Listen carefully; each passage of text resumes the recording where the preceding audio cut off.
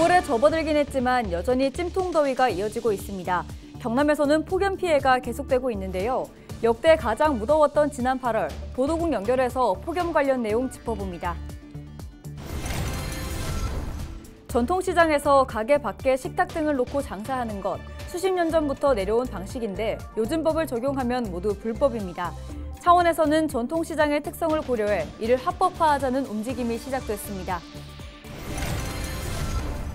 오태원 의령군수의 공직선거법 위반 혐의가 검찰이 항소를 포기하면서 무죄로 최종 확정됐습니다.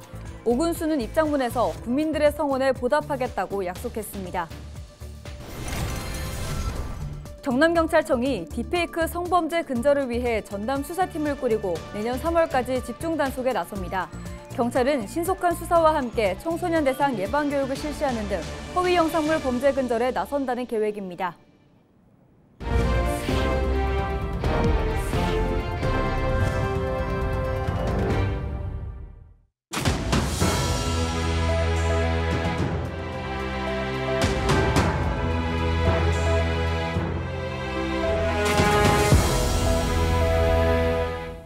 시청자 여러분 안녕하십니까?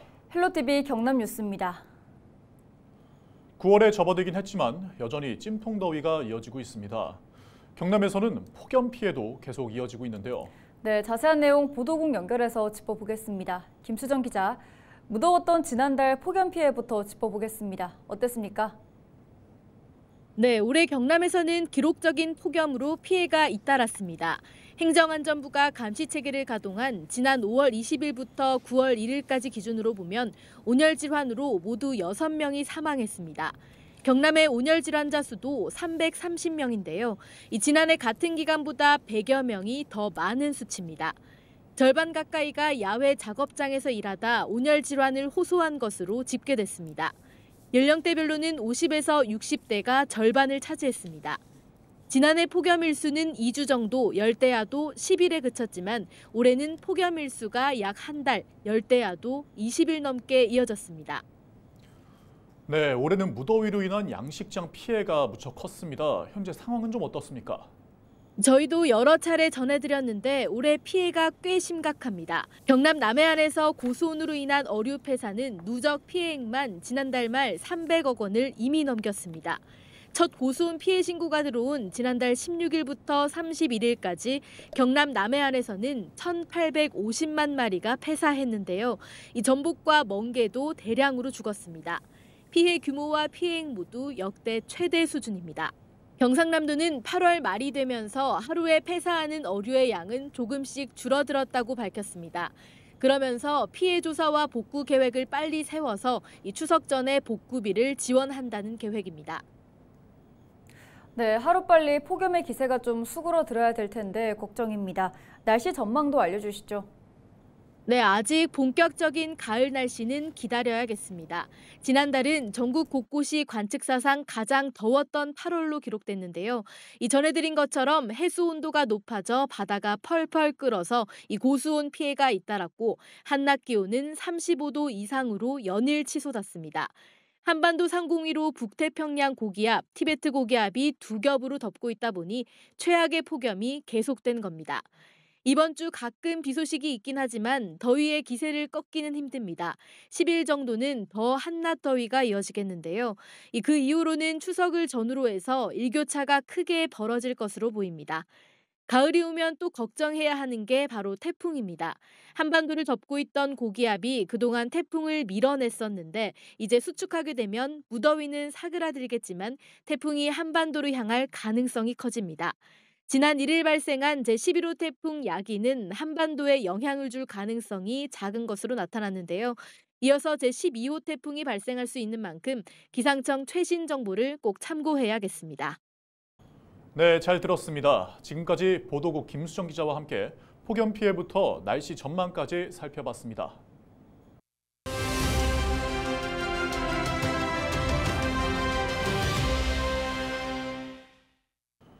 전통시장에서 조리대와 식탁 등을 가게 밖에 놓고 장사하시는 모습 본 적 있으실 겁니다. 수십 년 전부터 내려온 장사 방식이지만 요즘 법을 적용하면 모두 불법 행위인데요. 창원에서는 이와 같은 불법을 전통시장의 특성을 고려해 합법화하자는 움직임이 시작됐습니다. 자세한 내용 관련 조례안을 준비 중인 문순규 창원시 의원과 전화 연결해서 들어보겠습니다. 의원님 안녕하십니까? 먼저 전통시장 내 식당과 카페 등 식품 접객업의 5개 영업을 허용하는 조례를 준비하고 계시는데요. 추진 배경이 궁금합니다. 예, 우리 마산 해운구에 보면 동마산 시장이라는 곳이 있거든요. 예, 이곳이 최근 들어서 많은 점포들이 문을 닫고 있습니다. 네. 그 이유가 5개 영업장에 그 조리기구를 사용한다. 이것이 식품위생법을 위반했다 해서 행정구청에서 그 행정 조치를 하고 있기 때문입니다. 사실상 5개 영업장에 조리기구를 사용하는 것은 전통시장에서 흔하게 있는 일인데요. 수십 년 전부터 형성되어 온 전통시장의 이런 특성들을 고려하지 않고 엄격한 어떤 식품위생법의 엄격한 법률의 잣대, 그 원칙의 잣대만 가지고 단속 위주의 행정을 하고 있기 때문에 그렇습니다. 그래서 제가 이번에 시의 조례를 제정해서 이런 전통시장의 어려운 문제들을 해결하고자 하는 것입니다. 네, 조례안에는 어떤 내용이 담겼습니까? 예, 이것이 우리 식품위생법에 보면은요, 그 시행규칙에 지방자치단체의 조례로 5개 영업장에 조리기구를 설치해서 거기서 나오는 제품을 판매할 수 있도록 하고 있습니다. 네. 그래서 그런 어떤 법률을 위배하지 않으면서 지방자치단체의 어떤 그 위임된 그런 어떤 권한을 어쩌든 활용하고자 하는 것이고요.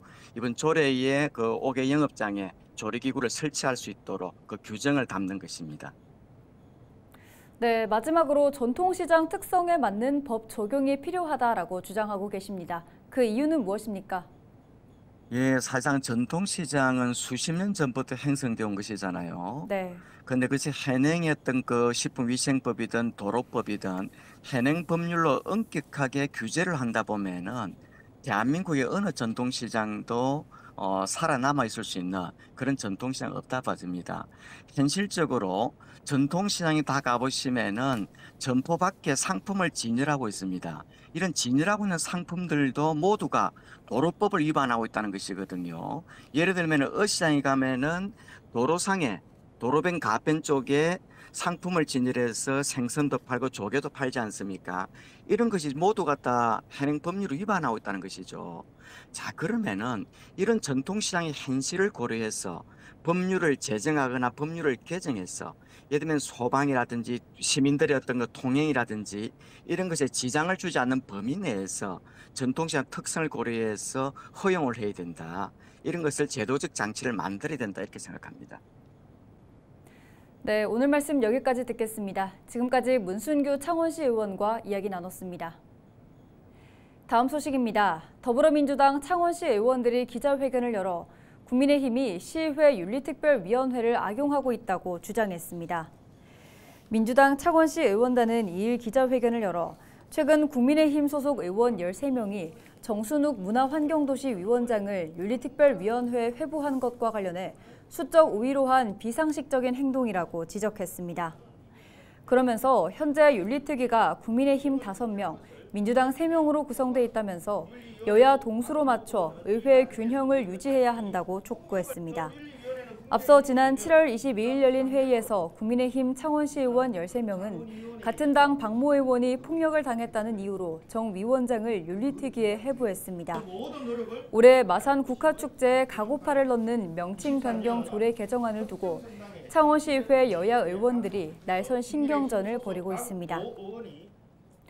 오태환 의령군수의 공직선거법 위반 혐의가 최종 무죄로 확정되면서 국민들에게 군정으로 보답하겠다고 밝혔습니다.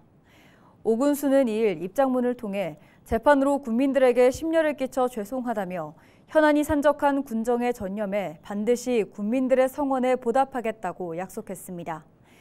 그러면서 불임 산업단지 완공과 일자리형 공공주택 건설 등 의령 미래 50년 발전 기반을 닦는 대규모 투자 사업에 집중하겠다며 일 잘하는 군수로서 최선을 다하겠다고 강조했습니다. 오 군수는 지난 21일 열린 공직선거법 위반 혐의 1심에서 무죄를 선고받았고 검찰이 지난 29일 항소를 포기함에 따라 무죄가 최종 확정됐습니다. 경남경찰청이 딥페이크 성범죄 근절을 위해 전담 수사팀을 꾸리고 내년 3월까지 집중 단속에 나섭니다. 또 경남교육청과 경남성폭력 가정폭력상담소, 디지털 성범죄 피해자 지원센터 등 유관기관과의 범죄 예방 협력도 강화할 예정입니다. 경찰은 신속한 수사와 함께 청소년 대상 예방 교육을 실시하는 등 허위 영상물 범죄 근절에 나서겠다고 밝혔습니다. 추석을 앞두고 햇과일이 본격 출하되면서 고공행진하던 과일값이 내림세를 보이고 있습니다. 올해 내내 금사과로 불리던 사과는 물론 함께 차례상에 오르는 배 역시 도매가가 내려갔는데요. 소비자가 체감하기에는 아직 역부족인 분위기입니다. 정승환 기자의 보도입니다. 탐스럽게 자란 배를 따는 손길이 분주합니다. 과실을 둘러싼 봉지를 뜯자 노란 빛의 배가 모습을 드러냅니다. 제철을 맞은 조생종 원황배입니다. 지금 수확하고 있는 배는 그 원황이라는 품종의 배고 9월 초중순이면은 아랫지방에서는 신고가 수확이 될 겁니다. 추석 사과라 불리는 홍로도 본격적인 출하를 시작했습니다.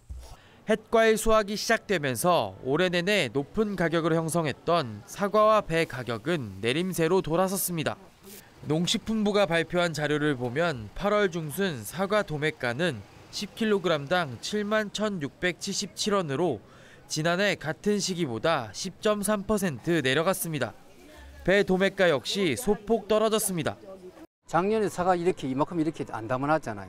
요 앞전에는 사과 저 잔잔한 게 8개 만 원 팔았어. 지금은 10개가 넘잖아요. 하지만 소비자들이 체감하기엔 역부족입니다. 실제 사과 소매 가격은 지난해보다 낮아졌지만 함께 차례상에 빠지지 않는 배 가격은 오히려 올라갔습니다.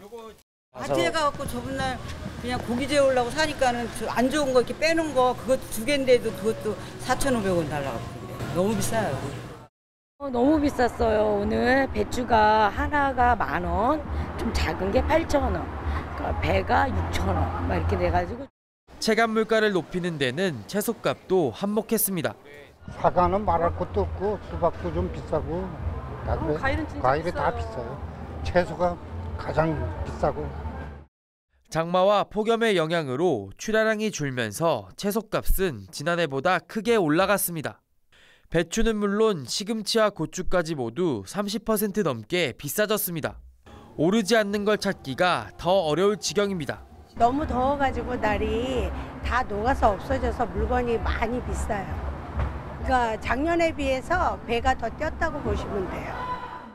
정부는 명절 장바구니 물가 안정을 위해 20대 성수품을 역대 최대 규모인 17만 톤 공급하기로 했습니다. 또 할인 판매 지원에도 700억 원을 투입해 최대 60%까지 할인을 지원합니다. 헬로티비 뉴스 정승환입니다. 경상남도가 체코에서 2개 기업과 함께 경남의 미래 모빌리티 산업 육성을 위해 협력하기로 약속했습니다.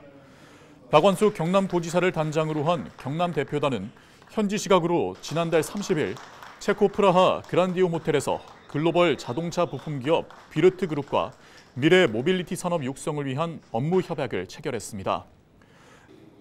이어서 자동차 부품 기업 삼송과 투자 협약을 맺었습니다.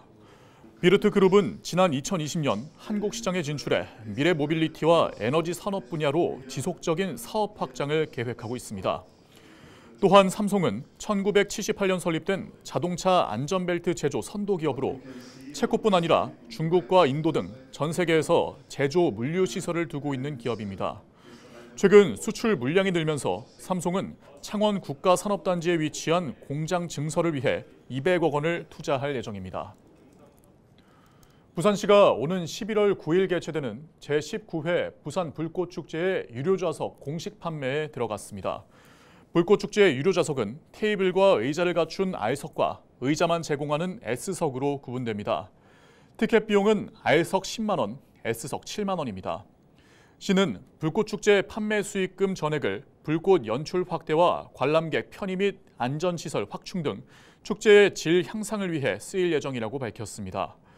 부산 불꽃축제는 지난 2005년 에이펙 정상회의 기념행사의 일환으로 시작된 이후 매년 약 100만여 명이 찾는 부산 대표 축제로 성장해 왔습니다.